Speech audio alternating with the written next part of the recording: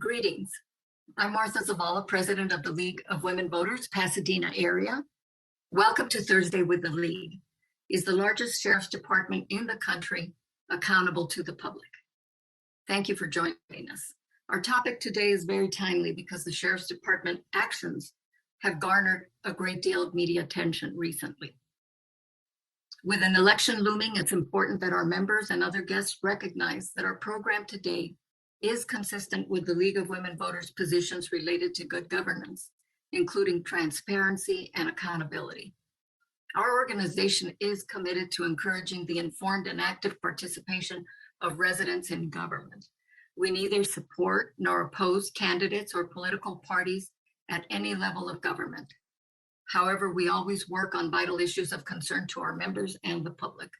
We work hard to make sure voters cast an informed vote.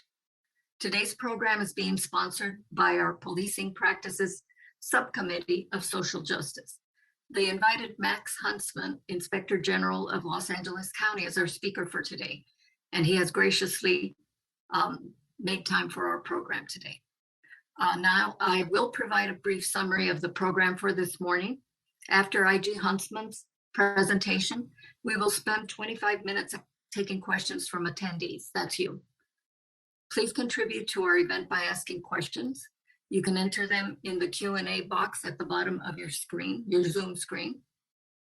I will present the questions to IG Huntsman, and be aware that your questions may be edited for brevity and to avoid duplicates. We may not have time to include all the questions, and if we don't get to yours, please send it separately by email to events@lwv-pa.org. and we'll try to get you an answer. We will have that screen up for you at the end of the presentation, so you don't have to memorize it. Do not enter your question or any comments in the chat box, as this feature is being used by the webinar staff to keep things running smoothly behind the scenes.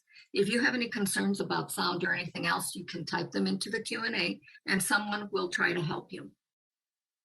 After the Q&A, we'll offer you an opportunity to take action to advance the cause of police oversight, accountability, and transparency. Then I will announce some upcoming events of interest and close the webinar. We are grateful to Pasadena Media. They are recording this event, and we will post it to our YouTube channel in a few days for viewing. And now it gives me great pleasure to introduce Chris Ockershauser, Chair of our Police Practices Subcommittee. She will introduce our speaker.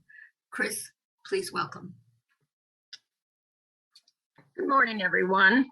Glad you're with us for a stimulating conversation about our county sheriff's department, largest in the nation, and whether it is or can be accountable to county government leaders, official oversight bodies, and to us, the general public. Our guest today is Los Angeles County's Inspector General, Max Huntsman, whose charge is to enforce accountability and transparency of the Sheriff's Department. Mr. Huntsman comes from a strong background of public service with the LA County District Attorney's Office, where his investigations and prosecutions included corruption scandals in the city of Los Angeles and police misconduct in Inglewood. He was appointed the county's first Inspector General in 2013 by the County Board of Supervisors following the scandals of corruptions in the county's jails. Please note we welcome your questions via the Q&A. Now, without further ado, Inspector Huntsman. Hello, and thank you very much for having me. I appreciate the opportunity to talk a little bit about oversight in the County of Los Angeles, a subject that is a little wonky and not always well known to the general public, although I don't think this is the general public. You're obviously people who are interested in what's going on, so that's a good thing. So thank you for being interested. To start with, I want to tell you a little bit about the history and the way it's set up. As Chris mentioned, the question regarding a sheriff's department and accountability is multiple levels. And one of them is accountability to an oversight body, such as Inspector General, accountability to the county leaders who you've elected, in this case, the Board of Supervisors of the Sheriff's Department, and ultimately accountability to the public. So those different layers have different nuances, and that's important because in American government, checks and balances are the way we avoid corruption. And at all levels, you see checks and balances that cause government of different parts of government to have some influence over each other. And that way you have no one part of government that operates unchecked. And that's a very, very important principle. And the way we implement that in policing is also multi-layered. There's, of course, traditional ways, such as the police taking a case to a prosecutor and the prosecutor deciding whether or not to file the case. But of course, as we all know, police with badges and guns can kill people if the circumstances warrant it. And so they need to have stronger protections on them. And so this county created an inspector general's office some years ago in response to a scandal in which the sheriff and the undersheriff went to federal prison as a result of efforts to obstruct justice. They attempted to intimidate an FBI agent who was investigating misconduct in the sheriff's department. And as you all know from recent headlines, we're facing the same problems today, not involving the FBI, but rather involving my office, members of the press, and other oversight officials. So our office was created to address the chance that we might have another problem like we had years ago, and here we are with another such problem.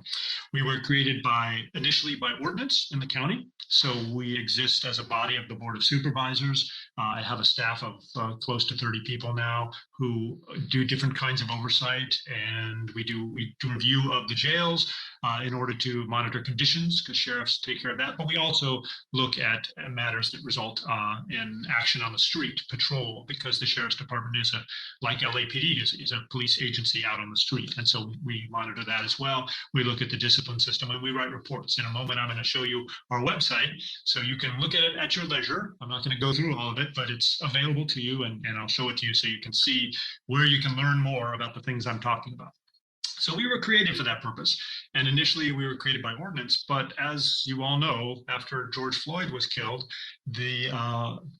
generally the public throughout America rose up and said, we need to have some changes in the way that we oversee police conduct and ask for such things. So a number of laws were passed in California.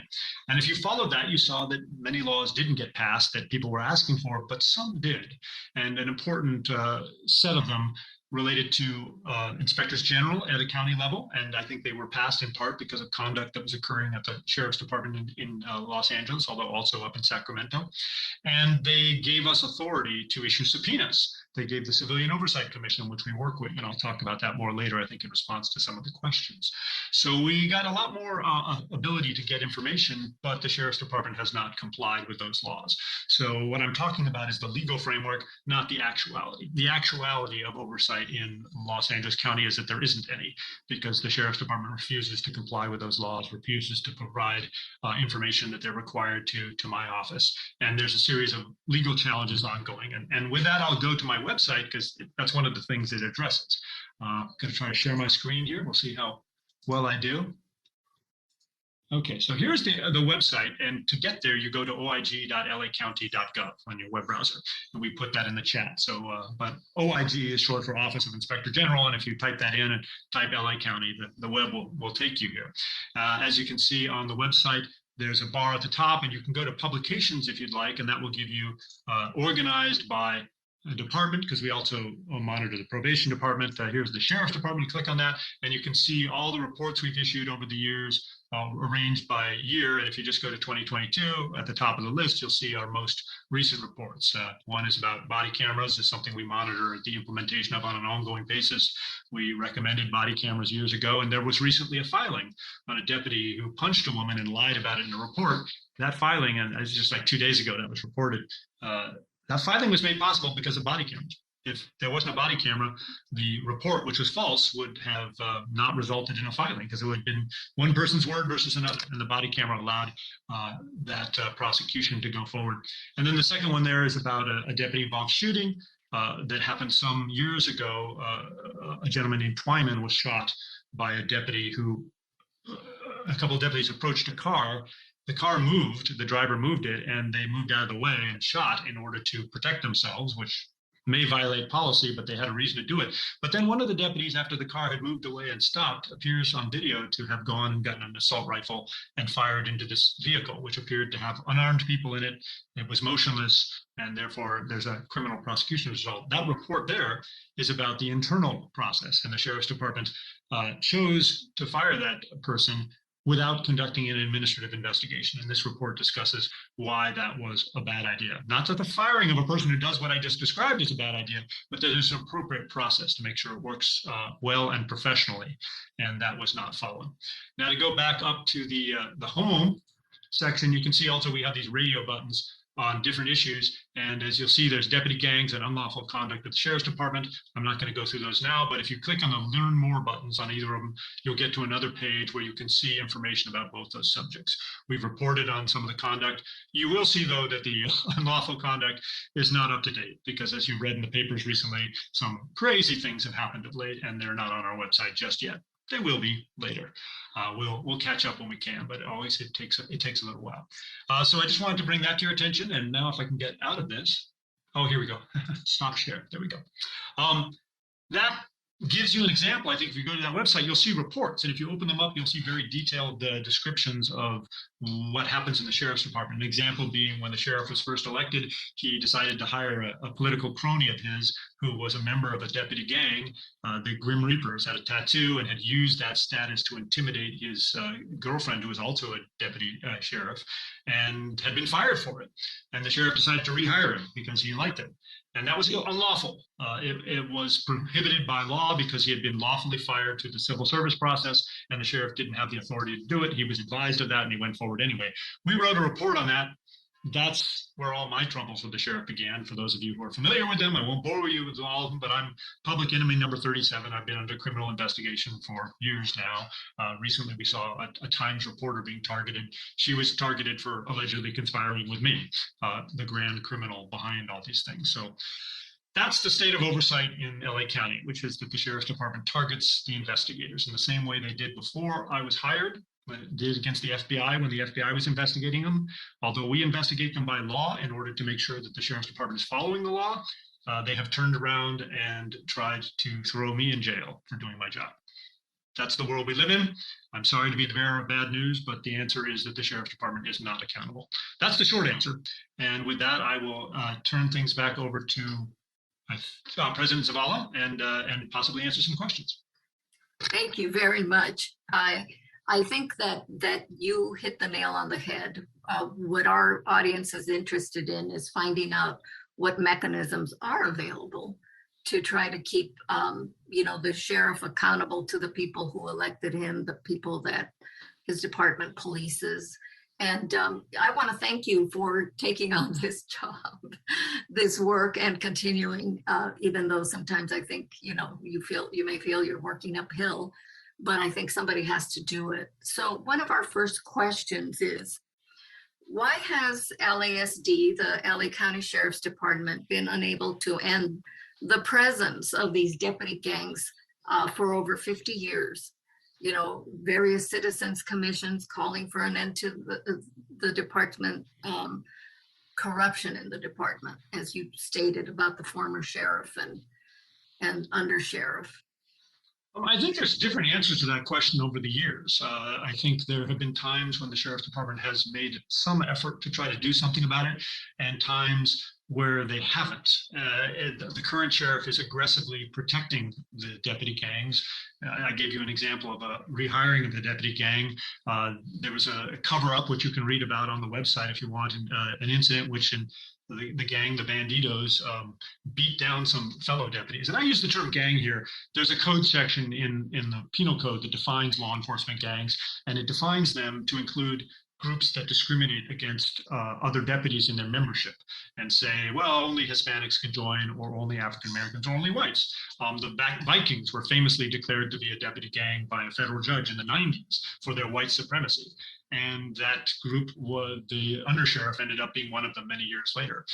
This Bandidos case, the Bandidos beat down some other deputies. So before we ever get around to what happens to the public, the deputies themselves get influenced by these gangs. As we see with all gangs, they're more about social control first and then victimizing others.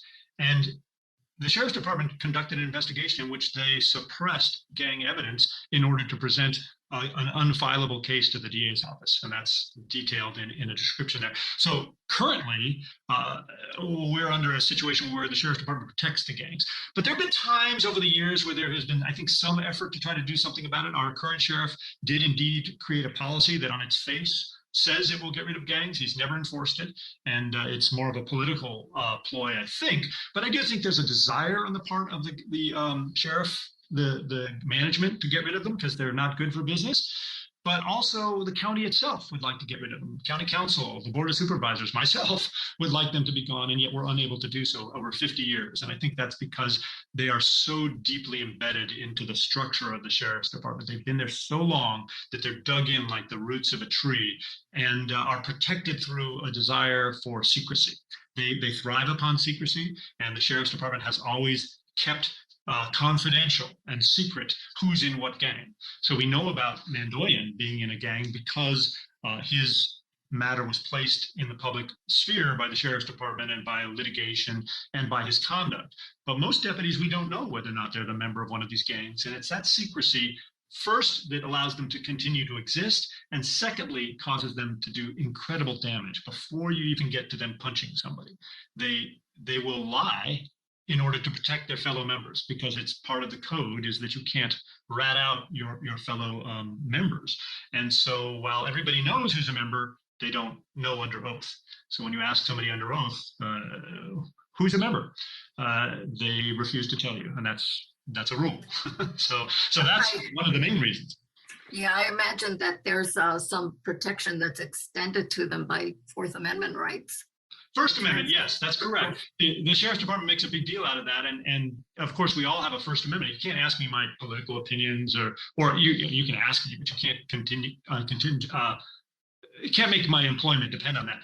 But we're not talking about First Amendment rights. We're not talking about the right of a deputy to say, I like this or I like that. We're talking about gang activity. Gang activity is not protected by the First Amendment. Never has been in the public, and it's certainly not in law enforcement circles. And I would imagine protection of Fourth Amendment being searched, looking for tattoos. Yeah, right. You have to have a reason to conduct a search. That's correct. And then the Fourth Amendment also has other procedural protections, and peace officers have extensive procedural protections.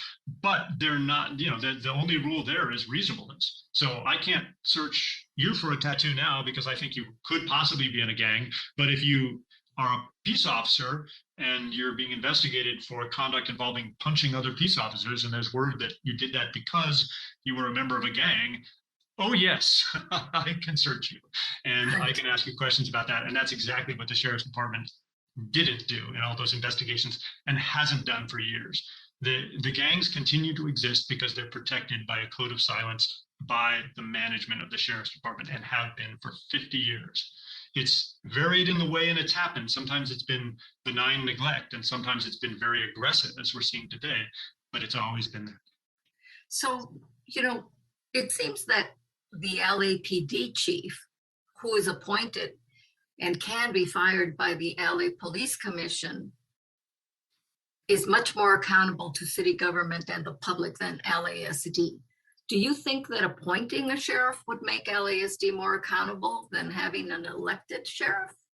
I do. I personally, and this is my opinion, not the official opinion of the county or anybody else, but personally, based on my experience, I think that's absolutely the case. It's not to say that it's a perfect system. There is no governmental system of checks and balances that will magically make everything work the way you want forever. Inspector generals included. I mean, we're a current response to police misconduct that someday will become useless because we'll be part of the system and just won't function anymore, is my prediction. But appointing, I do think, is a better approach, primarily because when you want somebody to run a law enforcement agency, it's like a doctor. You want an expert. You want a person who's very good at their job, is professional and does it well, and then you also want them to respond to you. The being responsive part can be controlled by law, usually, although currently we're seeing the sheriff's department just ignore laws, and that's a problem. Yes, that's not currently happening at LAPD, but it has happened in the past. But the responsive part, yeah, absolutely. If you're appointed by a political body, then you're going to respond to them and you're going to listen to them. And that's how the public influences the high level decisions. So if you look at LAPD, not perfect at all, but you do see the chief is a cop. You know, he thinks like a cop, but he also responds to the civilian authorities and their concerns and doesn't refuse to honor subpoenas or place them under criminal investigation. And so you blunt some of that nastiness that can develop in law enforcement if it's unchecked. So I think that's very important, and I think it's a good idea. And secondarily, I think the professionalism is important. In the Sheriff's Department, we have a problem with professionalism because of the way it's structured historically, and so it's very important that it be professional. But it's not a panacea, and everybody has to make up their own mind about what they want, because we all know in politics, right? Politics is a dirty word. Democracy is a great word, but politics is horrible because the public always votes for representatives to do things for them, and sometimes they get told a story that turns not to be true. So it's hard for the public's will to make its way into the actual actions we see on the street. And that's why some people would say, oh, no, you need to have the sheriff be elected because you don't want the politicians interfering politically. And there's some truth to that. But I do think that our laws are written in a way to allow myself, for instance, I was politically appointed years ago, but I don't get interfered with because what I do is based upon laws, and my job is to enforce certain laws and to do them in a particular way, just like the district attorney's office or the sheriff's department or the LAPD. We function off of laws. We're law enforcement, and so we have a built-in sort of professionalism that insulates us a bit from political influence. It's not that simple, and it's a fight you got to fight every day. But I think that's a better fight to be fighting than to have an actual politician running a law enforcement agency. To give a politician whose whole job is to tell a pretty story to the public to get elected, and that's what politicians do. God love them. We created them, so we can't complain too much. But to give that kind of person direct authority over criminal investigations of people, now maybe I'm biased, being under criminal investigation by such a politician, but seems like a mistake to me. You know, it seems like there ought to be some checks and balances. Speaking of that, usually there are consequences to ordinary people who willfully ignore legal subpoenas. What kind of recourse is there in this continued willful ignoring of legal subpoenas? Well, yeah, there's two answers to that question. One is there's a system whereby law enforcement is supposed to be under greater checks and balances than your average person, right? It's one thing if you or I jaywalk. It's another thing if a police officer does, because they are the law, they are armed. And so they really are supposed to be under a series of checks to control their behavior. And that's part of this elected versus appointed problem. Our sheriff is not being effectively overseen by the Attorney General's office, not being effectively investigated by the district attorney's office, who are bodies that are really supposed to deal with these problems directly. But we've had deputy gangs for 50 years, and those bodies haven't done anything about it. I don't say that they don't want to, they just haven't. So clearly, there are people who are above the law, and the sheriff is above the law in that sense. Now, the way the sheriff is not above the law is that we still have a court system. So with respect to the subpoenas, in each case where the sheriff has defied the subpoenas or in which he's sought unlawful court orders, you can look on the website if you want to look into some of these details under unlawful conduct at the sheriff's department, we've gone to court. And we've gotten a court order directing him to follow the law. We've done that maybe a half dozen or so times now. And in each case, then the sheriff will grudgingly do a little bit more.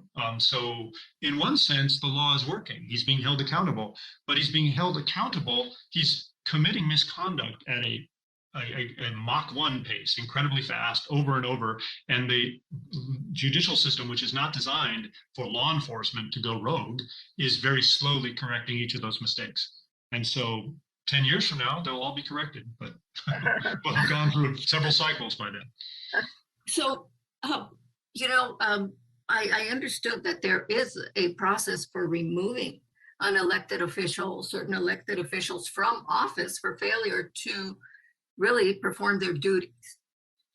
Yeah, there's multiple provisions. So the one I think that you're thinking of is a government code provision, 3060 of the government code, which permits the district attorney or the attorney general to bring up a grand jury that would then indict a public official for not doing their job or for doing their job unlawfully, as as I say, I think on my website, you'll see a substantial amount of evidence of that here.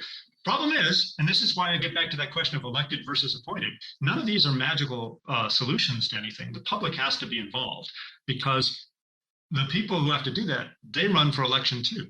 The DA is facing a recall attempt that is being run by the sheriff, amongst other people, in order to suppress the DA's liberal policies, but also to suppress the DA from being able to take action against the sheriff.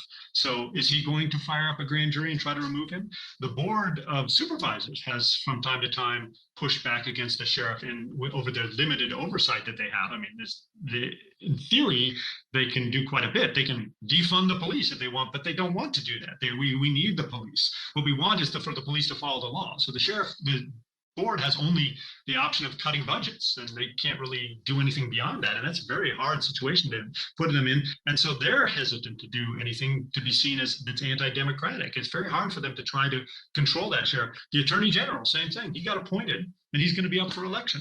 So does he want to bring about a 3060 action that will be portrayed as anti-democratic? There's always a political element to these decisions on the part of other elected officials. That's why checks and balances are so important. You need to have multiple provisions. And so we have, the old classic we all learned about in civics, the judicial, the executive, and the legislative. So you have the executive branch, or folks who enforce the law and have free reign to do certain things, limited things, such as police or myself, law enforcement. The legislature then gets to make the laws and the courts rule on them. So there's a process, but it's not being used for reasons that are beyond me. And there's also discussion, as I think we'll get to in a moment, about a potential amendment to our charter to make a more direct process. Although I think you can guess that from what I'm saying, that's not a magic solution either. I'm in favor of it, but it's not going to magically make these problems go away. Right. It's my understanding that a quick way to get that charter change would actually be for the board, perhaps, to put something on the ballot for November, kind of control mechanism. Quick in the sense that I think the board can just make a motion and do it. But does that help anything? Does it get passed? Unfortunately, or fortunately, depending on whether or not you like democracy, we have to get support. People have to galvanize behind doing something. And if the board just out of fiat puts something on the ballot, then it gets voted on. That's what happens. Whether or not it passes, that's another story. Like subpoenas for the Civilian Oversight Commission, that passed in LA County 70%. Because it went on the ballot at a time when everybody was very focused on the issue, and we were also interested in national politics, and there was a lot of mobilization of voters. And so we got a broad section of people who said, yeah, we think oversight should have subpoena power. But if you did that a different year, an off presidential election, or if there's nobody putting any money in to try to publicize the issue, then the same question could fail. So I think although that's a good shortcut to get on the ballot, does the public get informed? How many people are on the webinar right now? 52. So that's not enough votes to carry a charter amendment. You need a large amount of the public to be informed and to decide they care. And that's the nuance. So could the board put it on the ballot? Sure, they could. They can't make it pass, though, just by waving their hands. And nor should they be able to. So really, if the public wants that, the public's got to do grassroots supports for it. There's got to be, sadly, in this day and age, if you've got somebody with some money, who kicks some money in and buys TV spots. That's the way democracy works today. It's not pretty, it's not the best option, but we live in a capitalist country, and so we're stuck with money being the ultimate coin of communication, and that's the world we live in. So that's the reality of it, and I think the board knows that as does everybody. But could they put it on the ballot? Sure, they could. And could some other bodies get together and support it? Yeah, they could. And could it pass? Yes. Would it be an improvement? Absolutely. Would it magically make the sheriff behave? I don't think so. So I believe the state constitution calls for a sheriff needs to be elected, including charter counties, and specifically charter counties.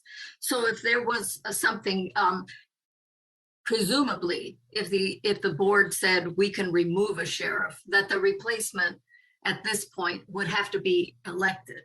Yes and no. The Constitution says that it's an elected position. So when we talk about appointing sheriffs, that would have to be a constitutional amendment if you decided you didn't want to do that. That provision was put in place, obviously, a long time ago when sheriffs they kept the jails and they also patrolled empty areas. That's why we think sheriff, we think of a cowboy, because they weren't an urban police force. So it's changed a lot now. If you put in that provision, because the Constitution also says you're supposed to have a provision for removing the sheriff. So like San Diego has the provision we're talking about. We don't have it. I think by the Constitution, we're required to have it, but we don't. If you put that in place and the board voted for votes, I think you'd need to vote the sheriffs out, which is harder than you'd think, because again, it's a big move. It's the nuclear option. If they did that, they would appoint a replacement. And then that person would sit for election the next time it came up. So yeah, they would be elected eventually. For a while, at least, they'd be appointed. And from time to time, the board appoints positions in the same way that the governor appointed the attorney general. Right. There was a vacancy, but they ultimately have to sit for election because it's an elected position. Judges the same way, right? The governor often appoints judges, but he appoints them into spots which then have to sit for election. Exactly. Thank you. Thank you very much. So let's see. We have some more questions here, and the printing is tiny, so forgive me.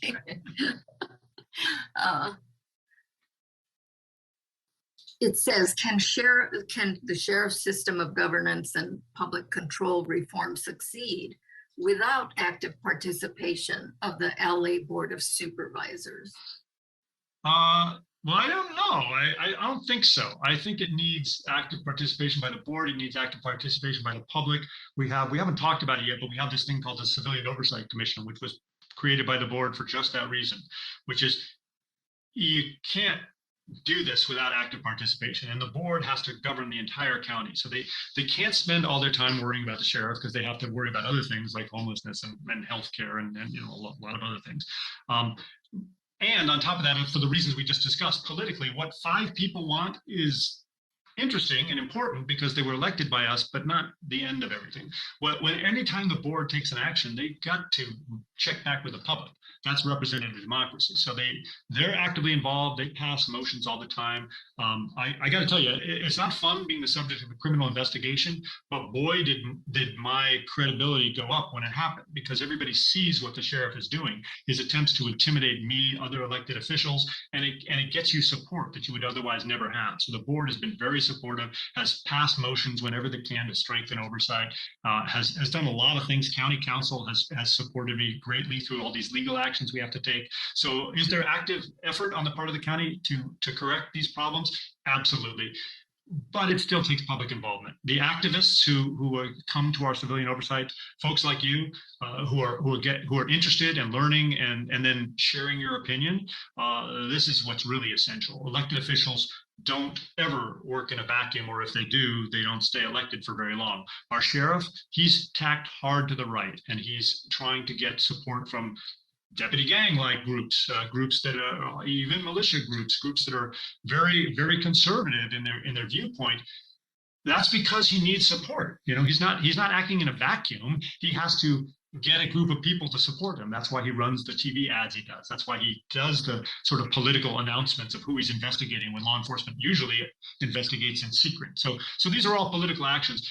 That's good news and bad news. I mean, it's bad news for me that he likes to investigate me, but it's good news for the public that he's asking them for their support. So the public needs to tell him how they want him to run, and the public needs to tell the board what they will support, and then they will find their elected leaders leading. I know that's not satisfying. We want to appoint somebody and elect them and then have them solve our problems for us. But I'm afraid the bad news is in America, that's not how democracy works. If you don't stay involved, you get the government you deserve.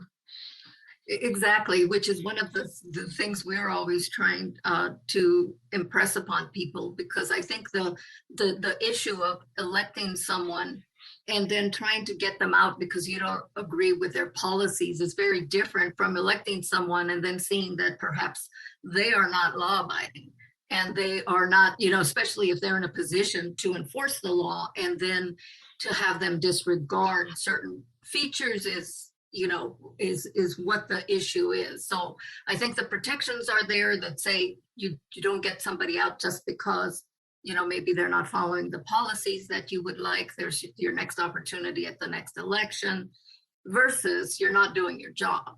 I think that's right.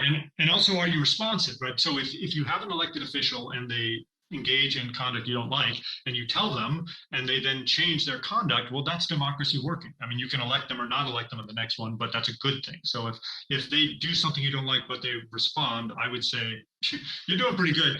Feel free to vote them out, but that's what we want. So in the case of the sheriff, when he started doing crazy stuff, so the Civilian Oversight Commission pointed it out to him. He refused to change, and they eventually said, well, we think you should resign. He didn't take their advice, not surprisingly. But so we're talking about a situation where an elected official has really had the law placed in front of them, had it carefully read. Everybody knows what it says. We recently saw that with the sheriff targeting a Times reporter and saying he was going to investigate her for reporting on a cover-up scandal that he was alleged to have done. But he said, well, nobody should have told you about my cover-up, and you shouldn't have reported it. He was immediately told, hey, the First Amendment prevents that. And he backed down. As to the reporter, he didn't back down as to me.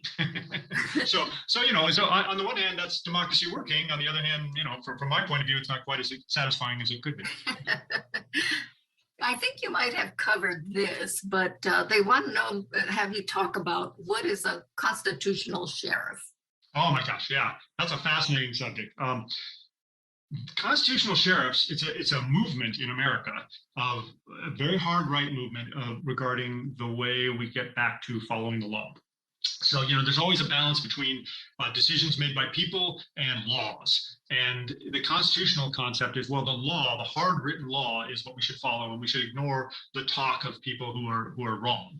And that's in and of itself, I agree with the concept. It's how you implement it. So the constitutional sheriff's implementation of it is, they say, well, look, the Supreme Court, all the courts, all the elected officials, all of them, they're just gone astray, and they don't understand what the Constitution means. Only sheriffs do, and sheriffs have the guns to enforce it, and they must follow the Constitution and ignore everybody else. So Sheriff Joe Arpaio got a lot of press down in Arizona, where he just completely ignored federal court's orders as the sheriff.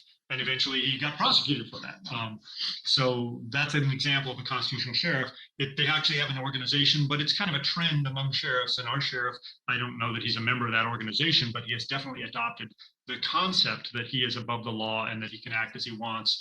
And the various people who are saying otherwise are doing so for political reasons.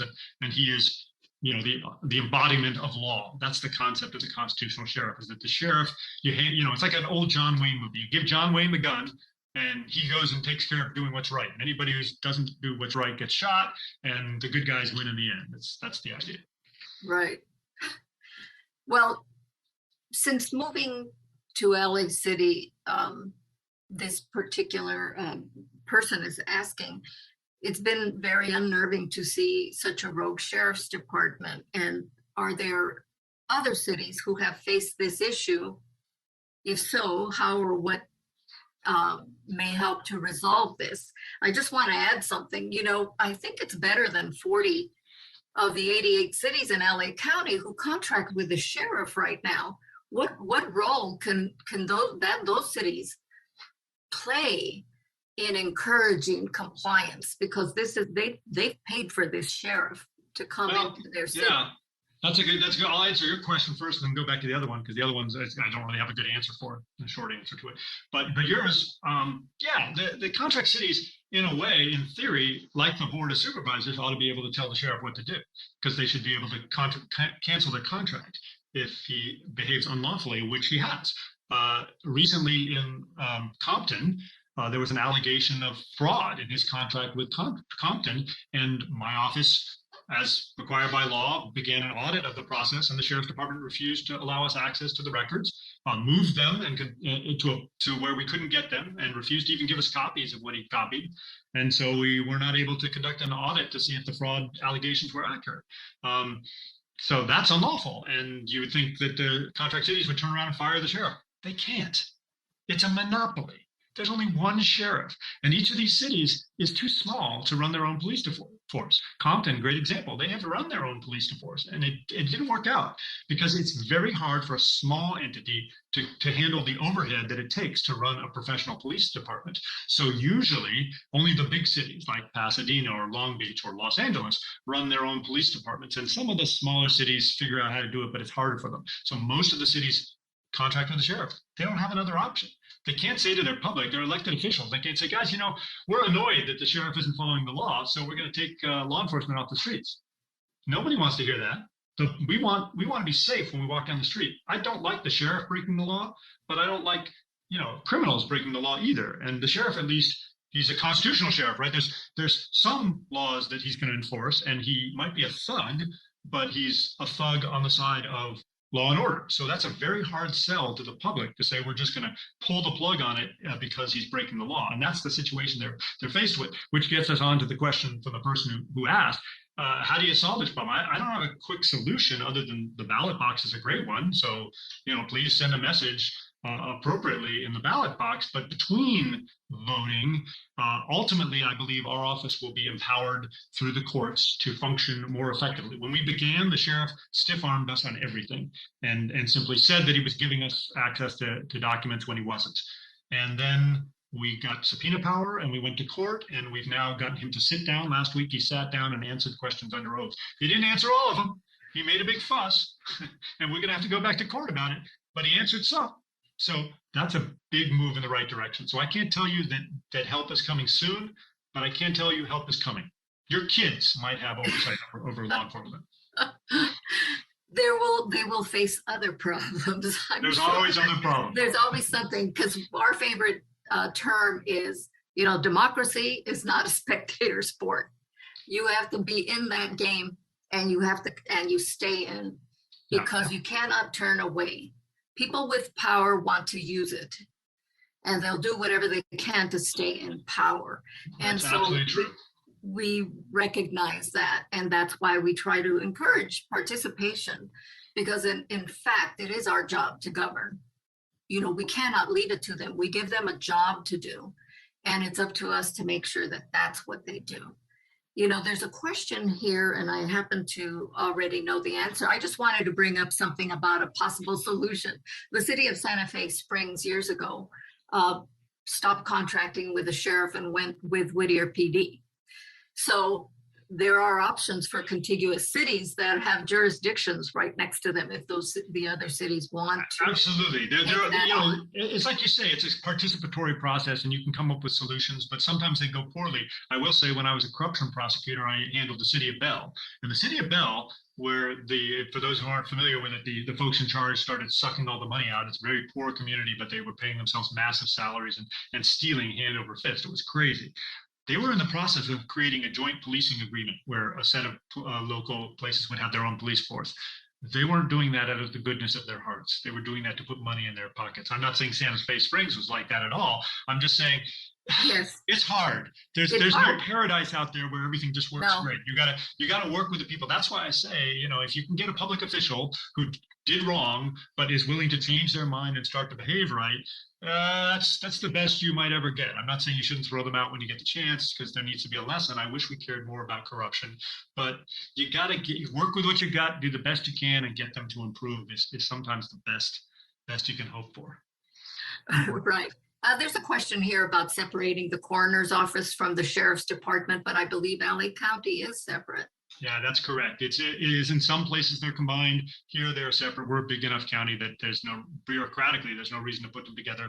And that is a good idea. And it is something that people look at as a way to have a check and balance on the sheriff, because coroners, we recently had an inquest done by our coroner regarding a police shooting in which a guy was shot in the back. And the investigators from the sheriff's department took the Fifth Amendment. They refused to answer questions on the grounds that it might incriminate them.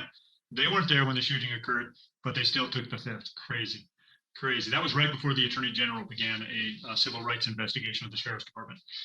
If I was a betting man, I'd say the two were connected, because I've never heard of sheriff's homicide detectives taking the Fifth Amendment about an investigation they're conducting. It's just crazy. So that happened because the coroner did an inquest. If you didn't have a separate coroner and sheriff, that wouldn't have happened. It wouldn't have been an inquest.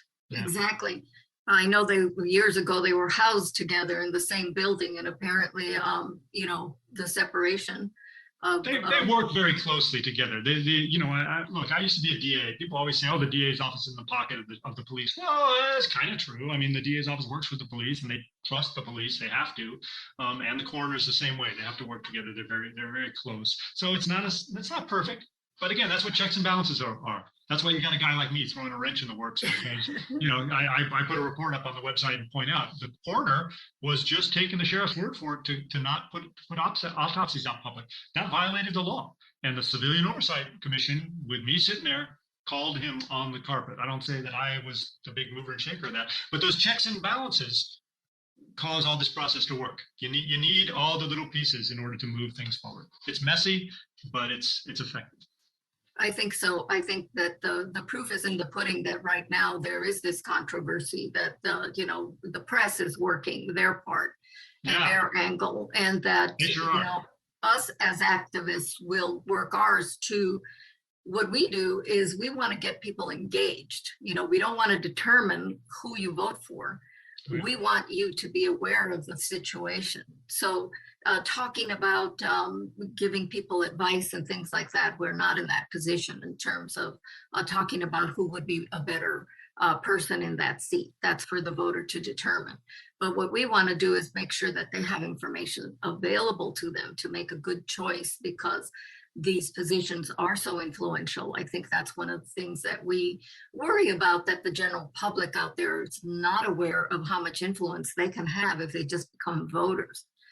Absolutely. People have to vote. I don't care how people vote. What I care about is that they show up and vote and that they inform themselves. I showed you my website for a reason. Until John Oliver went on and actually put one of my reports up on his comedy show, I wasn't sure anybody was reading the reports. So if you all who are listening will read those reports and go vote, you'll be doing me a great service no matter how you vote. I swear to God, that's the truth. And we will have that opportunity in a few short weeks. I think everybody should have already gotten their official sample ballot, because if you haven't, it'll be coming out soon. May 9th, you'll be getting your opportunity with your vote by mail ballots that you'll receive. And really, I think that's what we're after. We are aware.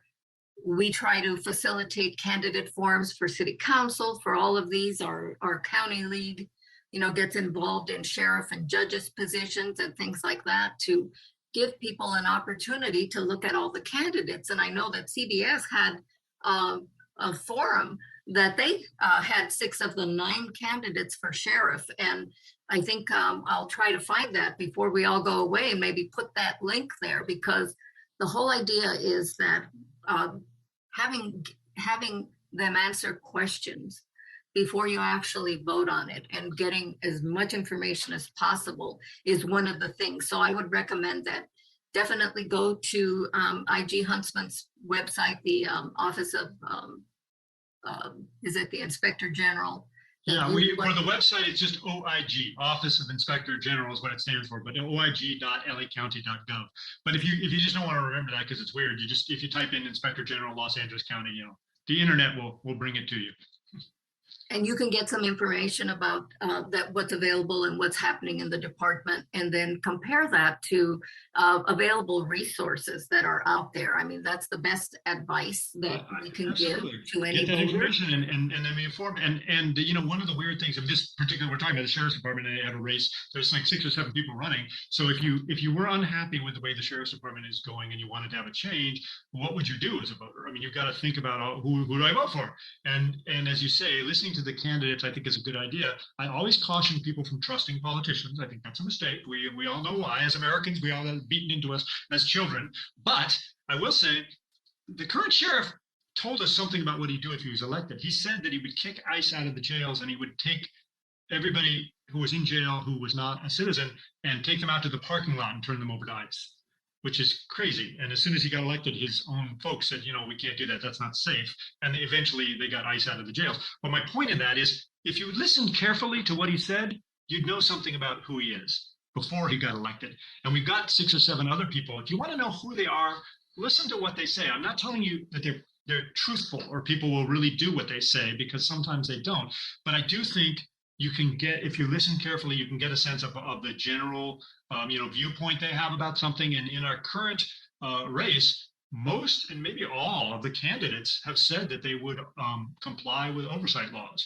They've noticed the same issues we've noticed. And so from Max Huntsman's point of view, that if there was compliance with oversight laws, we'd be doing a lot better, no matter who was the sheriff. I wouldn't mind if our current sheriff just started to comply with the laws, even though I don't really know anything about any of the individual candidates. I mean, I know something, but I know very little because they haven't been sheriff.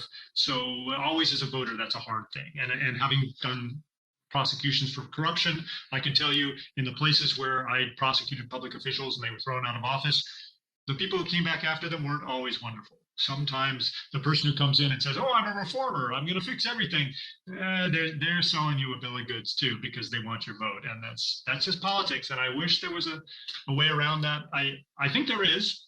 I think we could create another party called the Anti-Corruption Party and not have it be Democrat, Republican, or anything else. And if 51% of the voters joined me in it, I don't think we'd have corruption anymore. It wouldn't solve other problems. But that's not the world we live in. Everybody wants their party. They want their views to be portrayed, and so they'll put up with a lot of shenanigans from their elected leaders in order to get their way. And so we gotta work through the mess. So yeah. Thanks for tuning in. That's why we like being nonpartisan, because it doesn't matter who's in office. We like to hold their feet to the fire regardless, because it's about the issues and the job that they do, and not what party they're from or any of that. It's a good approach.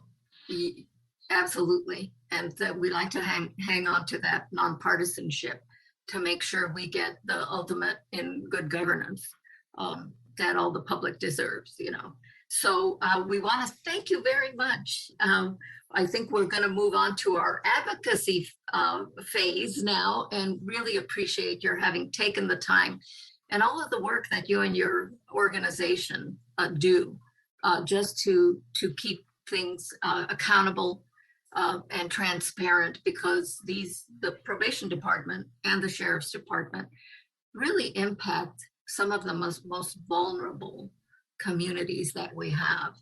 And, their job is supposed to be to protect the public. And they should really also take on protecting the public from them and the power that they have and the power that they wield. And they don't do that all the time.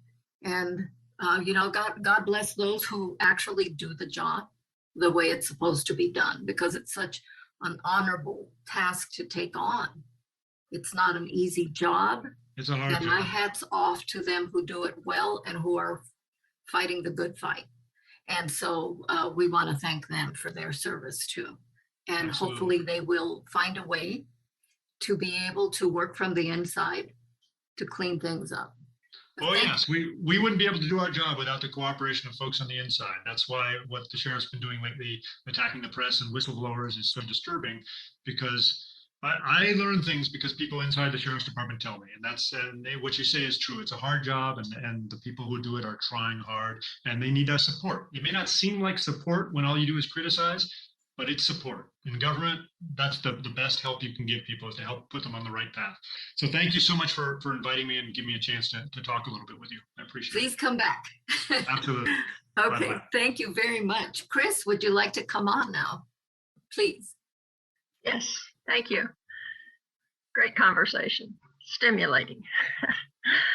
So our guest today, LA County Inspector General Max Huntsman, has shared with us how critical oversight of policing bodies and practices is in making transparency and accountability to local government and the public a reality. The League of Women Voters has a role in this by observing and informing the public and local and state government of how transparent and accountable local police departments and sheriff stations are in following the law. For example, historic new laws on the use of force now mandate police to use deadly force only when necessary to save human life. The law also now requires officers to use de-escalation techniques whenever feasible before resorting to lethal force. However, these legal requirements are being disregarded and unimplemented in policies of a great majority of California police and sheriff's departments, including the 13 cities of our league, resulting in continued high numbers of deaths, especially of Black and Latino Californians, at the hands of law enforcement. Slide 2. Trained league observers can be eyes and ears of the community, reporting to city councils and to the State Department of Justice, which has enforcement power. We can also report back to communities impacted by excessive and lethal use of force for their comment and action. Another opportunity for league monitoring law enforcement is the State Racial and Identity Profiling Act, or RIPA, which currently is requiring all police department patrol officers in our league cities to complete a survey during 2022 on each person stopped by for traffic, pedestrian, or bicycle transgressions. The survey asks the officer to state who they perceive needed to be stopped, why, and what happened as a result. The data will be available to cities next year, showing if there is racial or sexual profiling going on. Observers will then have the data to urge cities allowing such profiling to obey the law and to report successes or failure to the State Department of Justice. The League has training to offer news observers. Our Policing Practices Subcommittee would love to have observers attend online or in person the Sheriff's Civilian Oversight Commission and report back on department accountability over policies on deputy gangs, for example. We'd like to know how local police departments are adhering to the new use of lethal force and de-escalation requirements. Local eyes and ears can go a long way in letting government know that they are being watched for accountability and transparency. So join us. Help keep democracy alive and thriving at the local level. You can contact us at the numbers listed on the slide. Thank you. Thank you, Chris. Thank you very much for that. I urge you all to get actively involved, because we know that after an election, once we vote, that's not all there is. We have to keep up our activism. We have to keep up our oversight and trying to make sure that our residents are aware of what's going on, get the voice out there heard, so that people get engaged and recognize how much control they actually have over their elected officials. So thank you very much for that, Chris. One of the things I wanted to bring up before our next couple of slides is that we are going to have our annual meeting coming up in June, on June 18th, and I would urge all of our members to please sign up for that. We have our board elections and other business to take care of. So our business meeting, again, June 18th, it's on our website.